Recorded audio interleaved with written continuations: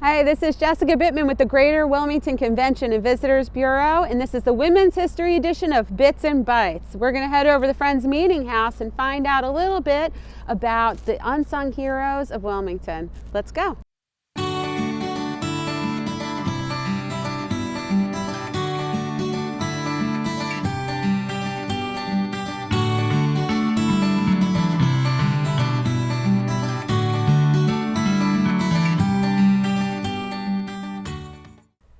So today I am here at the Friends Meeting House with Ashley Cloud, who is a local historical enthusiast. How are you, Ashley? I'm doing well. Thank you so much for being with me today. Yes, thank you for joining us. So as you know, we're talking about the women in history here throughout Wilmington, and you know, one of the most important women in our history had a really interesting story to tell. So why don't you tell us a little bit about Harriet Tubman and her relationship here? I know. Well, what hasn't been said about Harriet, right? She is a superhero among women in history, deservedly so, for a multitude of reasons. But why did she come to Wilmington? You know, what's the big deal with Delaware? How is that part intrinsically of her story?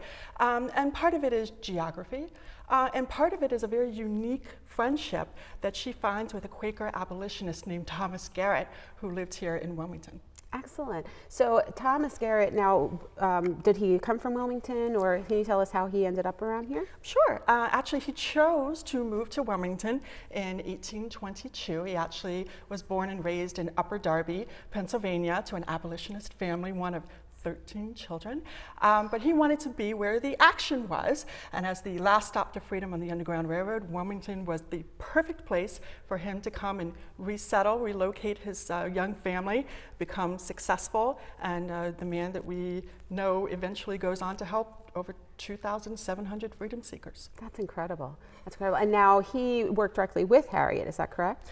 Yes, absolutely. Once Harriet self-liberated in 1849, she finds herself in Pennsylvania at the Anti-Slavery Office, where William Still was one of the main operators on the Underground Railroad, connecting people. And we don't know precisely when he introduced Harriet and Garrett to each other. But we know that by 1853, Thomas mentions her very warmly in one of his letters, and it indicates that he's known her for quite some time and that they are working together because she knows she can trust him when she brings her freedom seekers, her passengers along the Underground Railroad. She can bring them here, and he will always help her successfully get them to Philadelphia to freedom. That is incredible. Now, tell us about some of the other women that were involved in this journey as well. Oh, so as we know, history has lots of unsung heroes, amongst them many women. So one of the women that I want to focus on today, and she also kind of had a helper, would be Rachel Mendenhall Garrett. So she is actually Thomas's second wife. He marries her here in the Wilmington Friends Meeting House in 1830, and she comes from a very proactive abolitionist family. And we know that during their 38 years of marriage, that was the height, the peak of his activity on the Underground Railroad. And I can extrapolate that she must have been his true partner and helpmeet in this endeavor, welcoming freedom seekers alongside their housekeeper, Jane Morris, a freed African-American woman, because who else is offering them food and clothing and medicine as they journey on their way to freedom?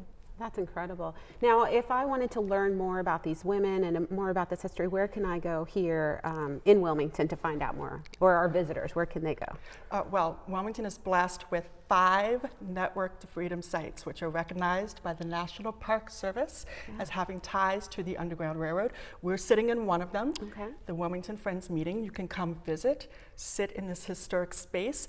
The ladies of the Meeting House will greet you for tours and share the stories. You can also visit the Delaware Historical Society, the Mitchell Museum, to learn more about our local African-American history, see the silver tea service that was gifted to Garrett in 1866, and while you're out and about, stop by Tubman Garrett Park on the riverfront next to the South Market Street Bridge, and that would have been the entry point into Wilmington that Harriet would have had to travel to bring her freedom seekers here. So you can visit many locations in Wilmington to learn more. This is incredible. Thank you so much, Ashley. I mean, I just love hearing your enthusiasm and these stories about these amazing women of Wilmington. Come learn more. We'll see you next time with Bits and Bites.